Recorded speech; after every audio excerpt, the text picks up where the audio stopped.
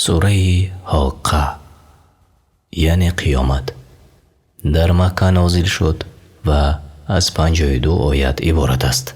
بسم الله الرحمن الرحیم. به نام الله بخشاینده و مهربان. الحاقة ما الحاقة. واقع شدنی یعنی روز رستاخیز.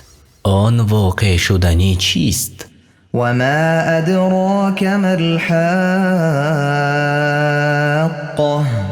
و تو چی دانی آن واقع شدنی چیست؟ یعنی و چگونه است؟ كذبت ثمود وعاد بالقارعة. قوم ثمود و عاد سختی روز قیامت را دروغ شماریدند. فأما ثمود فأهلكوا بالطاغية. و اما قوم ثمود به بانگی سهمگین هلاک شدند. یعنی قوم ثمود به آن بانگی سخت قوی و هلاک کننده هلاک شدند. و اما عاد فأهلكوا بريح صرصر عاتیه. و اما قوم عاد با تند باد سرکش و سرد به هلاکت رسیدند. سخرها عليهم 7 ليال و 8 أيام حسوما فترى القوم فيها صرعا كأنهم أعجاز نخل خاوية. آن عذاب را 7 شب و 8 روز پیاپی بر آنان فرستاد. نه قطع می شد و نه آرام می گرفت. آن قوم را در آن شبها و روزها از پا در افتاده چون تنه های پوسیده درخت خرما ریشه کن شده می دیدی که افتاده اند و مرده اند. فهل ترى لهم من باقیه. پس آیا از آنها کسی را می بینی که باقی مانده باشد؟ وجاء فرعون ومن قبله والمؤتفكات بالخاطئه. و فرعون و کسانی که پیش از او بودند و مردم شهرهای ویران شده قوم لوط مرتکب گناهان بزرگ شدند. فعصوا رسول ربهم فأخذهم أخذة رابية. پس آنها از فرمان فرستاده پروردگارشان سرپیچی کردند. آنگاه الله تعالی آنان را به عذاب سخت گرفتار کرد. إنا لما طغى الماء حملناكم في الجارية. هنگامی که آب طغیان کرد ما شما را در کشتی سوار کردیم. لنجعلها لكم تذكرة وتعيها أذن واعية. تا پند برای شما قرار دهیم و گوشهای شنوا آن را بشنوند و به یاد بسپارند. یعنی تا نجات دادن مؤمنان و غرق کردن کافران را برای شما پند قرار دهیم و گوشهای شنوا آن را بشنوند و به یاد سپارند. تفسیر طبری. فإذا نفخ في الصور نفخة واحدة.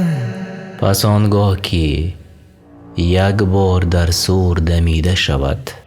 وحملت الأرض والجبال فدكتا دكة واحدة. و زمین و کوه ها از جا کنده شده و یک بار در هم کوبیده و متلاشی شوند. یعنی و زمین و کوه ها برداشته شود و یک بار در هم کوبیده شوند پس شکسته شوند. فیومئذ وقعت الواقعه. در آن روز واقعه عظیم قیامت به وقوع می پیوندد. وانشقت السماء فهي يومئذ واهية و آسمان شکافته می شود و در آن روز سست می گردد و فرو می ریزد. والملك على أرجائها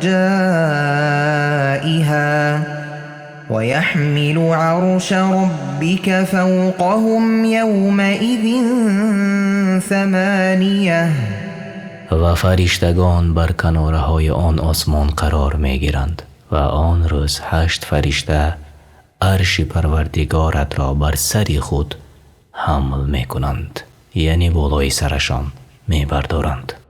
يومئذ تعرضون لا تخفى منكم خافية در آن روز شما، یعنی همگی برای حسابرسی به پیشگاه الله تعالی عرضه می شوید و هیچ چیز از کارهای شما پنهان نخواهد ماند. فأما من أوتي كتابه بيمينه فيقول هاؤم اقرءوا كتابيه اما کسی که نامه اعمالش را به دست راستش دهند می گوید بیایید نامه اعمال مرا بخوانید. إني ظننت أني ملاق حسابيه من یقین داشتم که به حساب اعمال خود مواجه خواهم شد. یعنی من در دنیا یقین داشتم که حساب خود را روز قیامت خواهم دید و از برای امروز با ایمان و عمل صالح خود را آماده کرده ام. فهو في عيشة راضية پس در یک زندگی پسندیده و رضایت بخش خواهد بود. في جنة عالية در بهشت برین، یعنی در بهشت عالی. قطوفها دانية که میوه هایش در دسترس است، یعنی برای چیدن. كلوا واشربوا هنيئا بما أسلفتم في الأيام الخالية و به آنها گفته می شود به خاطر آنچه در ایام گذشته پیش فرستاده اید بخورید و بیاشامید، گوارایتان باد. وأما من أوتي كتابه بشماله فيقول يا ليتنی لم أوت کتابیه و اما کسی که نامه اعمالش را به دست چپش دهند می گوید ای کاش هرگز نامه اعمالم را به من نمی دادند. ولم أدر ما حسابیه و نمی دانستم حسابم چیست. یا لیتها كانت القاضیه ای کاش با مرگ همه چیز تمام می شد و پایان کار بود. ما اغنا عنی مالیه مال و داراییم مرا بے نیاز نکرد و سود نبخشید. هلك عنی سلطانیه قدرت و فرمان رواییم نیز از دست من رفت و به کلی نابود شد. خذوه فغلوه به فرشتگان گفته می شود او را بگیرید و در بند و زنجیر کنید. ثم الجحیم صلوه سپس او را به آتش دوزخ بیفکنید. ثم في سلسلة ذرعها 70 ذراعا فاسلكوه آنگاه وی را در زنجیره ببندید که طولش 70 ذراع است، یعنی ذراع از آرینج تا انگشت را گویند. إنه كان لا يؤمن بالله العظيم بیگمان او هرگز به الله بزرگ ایمان نمی آورد. ولا يحض على طعام المسكين و هرگز مردم را بر طعام دادن بینوایان تشویق نمی کرد. فليس له اليوم هاهنا حمیم پس امروز در اینجا دوستی صمیمی و مهربان ندارد که یاریش کند.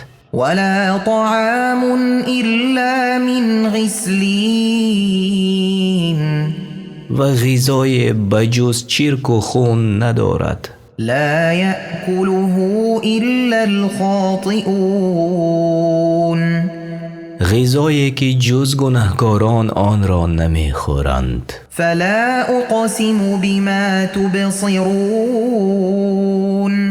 پس سوگند به آنچه میبینید وما لا تبصرون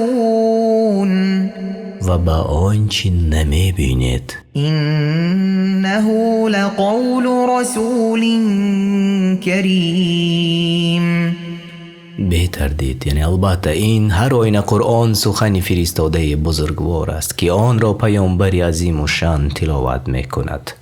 وما هو بقول شاعر قلیلا ما تؤمنون و اینها گفتار شاعر نیست، چه اندک ایمان می آورد، یعنی کافران.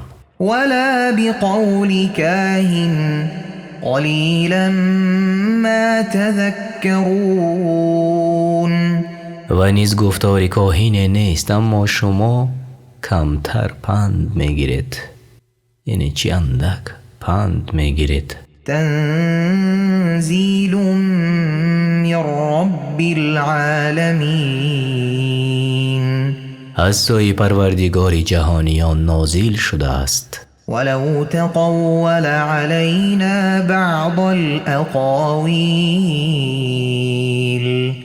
و اگر پیامبر سخنانی دروغ بر ما میبست لأخذنا منه باليمين مسلما ما دست راست او را میگرفتیم، یعنی هر آینه با قدرت او را فرا میگرفتیم. ثم لقطعنا منه الوتين سپس هر آینه رگ دلش را پاره میکردیم.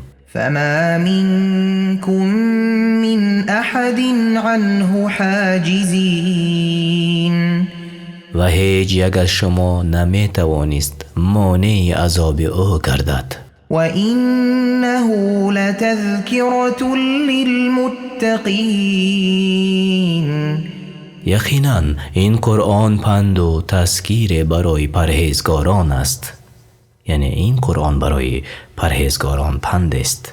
وإنا لنعلم أن منكم مكذبين و ما یقینا میدانیم که برخی از شما تکذیب کنندگان این کلام الهی هستید، یعنی دروغ برآورندگان کلام الهی هستید.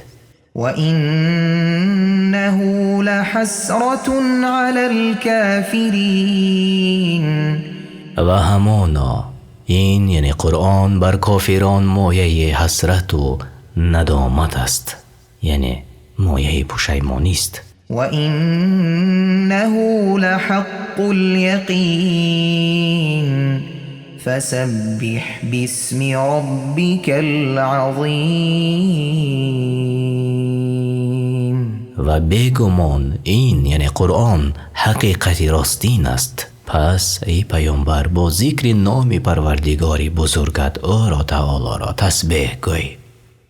شما ترجمه معنای سوره حاقه یعنی قیامت را شنیدید. در مکه نازل شده و از 52 آیت عبارت است.